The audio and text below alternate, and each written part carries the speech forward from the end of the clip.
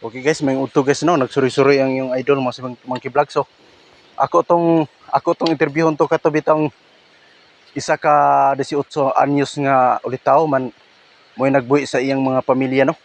Oh, sa iyang girikanan ng iyang manghod man siya pag nagpiskwela sa iyang manghod karon. So adtuon ako karon guys karong oras ha. Okay. Una na ko guys.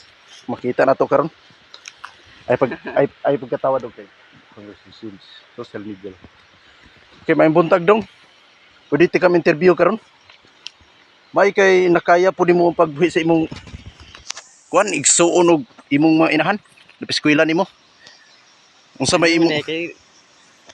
Wala lagi itong umahan, diyaan na kita, yung kamot daan eh. Mo lagi mo ni siya guys no.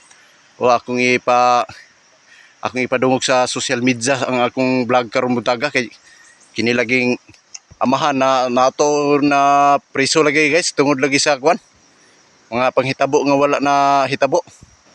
Unsa may atong ikakuandong nga nung nabuhi pod nimo ang imong pamilya sa imong kuan panarbaho? Unsa imong trabaho karon?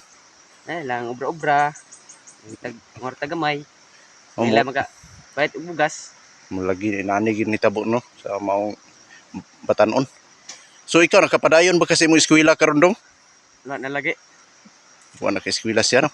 So luoy kayo ni siya mga ka-vlog ug mga guys. Oh, isang at ko ni sa social media tungod kay gusto na ko nga matabangan ko ning maong batanon. Nga mo'y nagbuhi siyang girikanan no. Oh, nagpasiugda karon sa maong video nga mao pod si Monkey Vlogs. Okay, akong ipadungog sa social media ang maong batanon nga maon tayo nagbuhi siyang girikanan ug iyang manghod ug iya paging eskwela. O daghang salamat no, paki-share paki-like no sa akong vlog karong buntaga. Okay, salamat kaayo, thank you.